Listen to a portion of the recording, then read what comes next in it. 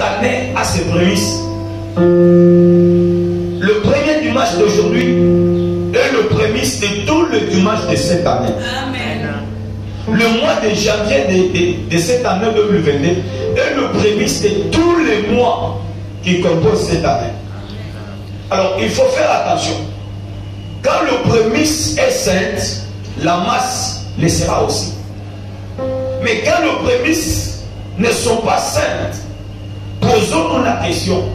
Quel sera maintenant le déroulement de cette année pour toi, enfant de Dieu, pour toi, fille et fils de Dieu? C'est ainsi que quand j'étais en train de prier, questionner le Seigneur pour qu'il nous dise exactement ce qu'il attend de nous, ce qu'il veut voir nous pratiquer, ce que Dieu veut que nous puissions faire, afin que lui aussi, à son retour, et donc à son tour, alors je dis, puisse accomplir tout ce qu'il nous a promis pour cette année. Et le Seigneur me dira de vous dire ce que je vais vous dire ce matin. Alors si tu peux écrire, c'est notre thème même de l'année. Le thème de l'année que Dieu nous a donné. Dieu nous a dit, marchez dans l'obéissance totale. Marchez dans l'obéissance totale. C'est ça notre thème de l'année. Bien-aimé dans le Seigneur, il y a l'obéissance parfois à moitié. Il y a l'obéissance parfois en quelques pourcentages. Mais ici, le Seigneur nous recommande. Ici, le Seigneur nous exige, nous, les enfants de l'SJC, nous, les filles et fils de Dieu, de marcher dans l'obéissance totale. Qu'est-ce que cela veut dire?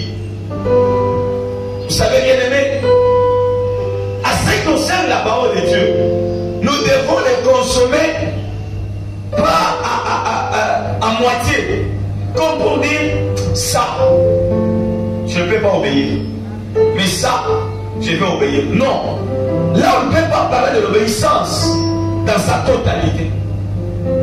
Lorsque Dieu nous parle de l'obéissance dans sa totalité, cela veut dire nous devons obéir même des choses qui nous font mal. Mais si Dieu nous les demande, nous devons à tout prix obéir. Et il y a des exemples typiques comme ça dans la Bible où quelqu'un a obéi, pas parce que lui veut obéir, mais juste parce que Dieu l'a demandé. Puisque Dieu l'a obligé d'obéir. C'est de cette manière-là que Dieu veut nous voir marcher cette année. Dieu veut te voir marcher cette année.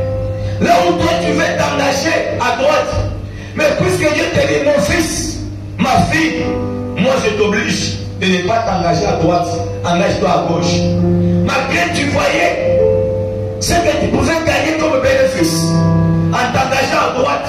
Mais puisque Dieu t'a dit de ne plus oser, tu dois rentrer et t'engager à gauche, juste parce que Dieu m'a demandé.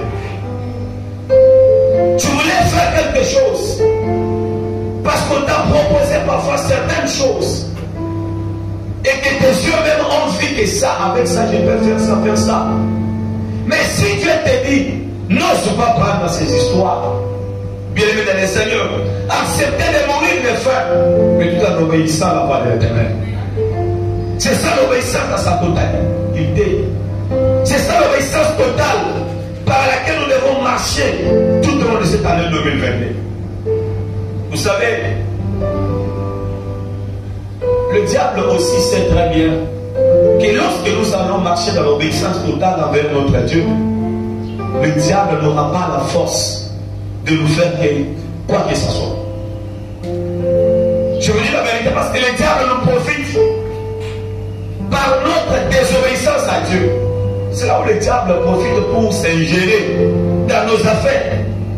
Mais si tu restes obéissant, total à Dieu, je te dis, même si tu dors avec le sorcier, même si ton chef est un occultiste, même si tu vis côte à côte avec des magiciens, mais puisque toi tu vis dans l'obéissance, crois-moi, tu sortiras toujours plus qu'un vainqueur.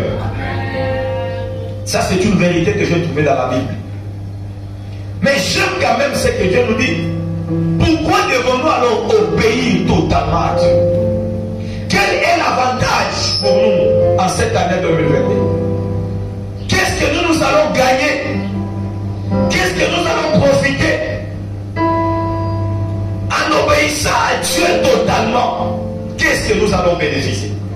Qu'est-ce que nous allons gagner? Et Dieu nous dit dans Deutéronome, si tu obéis fidèlement à Dieu en mettant en pratique tous ses commandements, et tu peux remplacer sur les commandements en mettant en pratique sa parole. Si tu obéis à Dieu en pratiquant fidèlement sa parole, il y a des choses par lesquelles, bien-aimé, qui doivent te suivre. Première des choses, Dieu va nous donner la supériorité sur toutes les nations de la terre. Et ça, c'est quelque chose que chacun de nous doit désirer. C'est-à-dire, ici, j'ai compris une chose. Si tu veux dominer les nations, n'allez pas faire ficher. Si tu veux dominer les nations en 2022, n'allez pas escroquer enfant de l'ECJC. C'est pour que tu sois toujours au-dessus.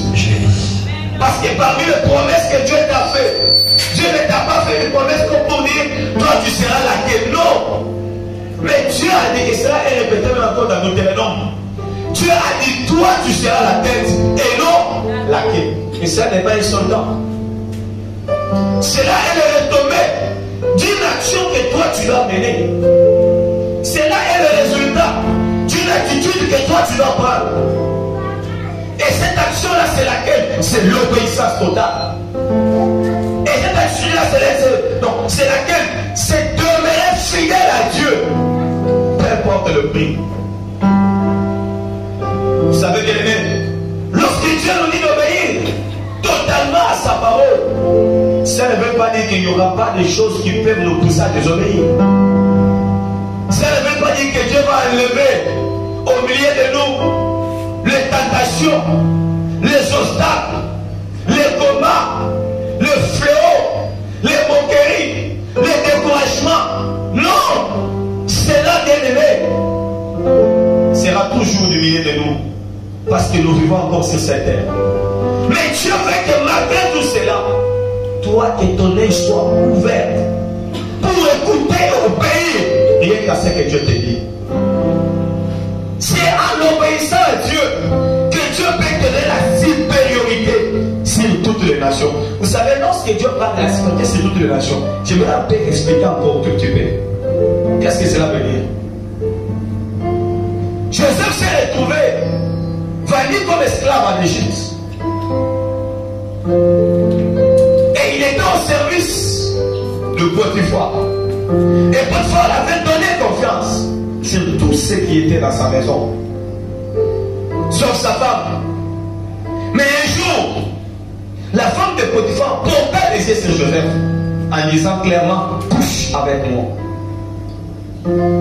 C'était une sollicitation, c'était une tentation. Mais pour d'autres personnes, c'était aussi une opportunité. Elle passe alors.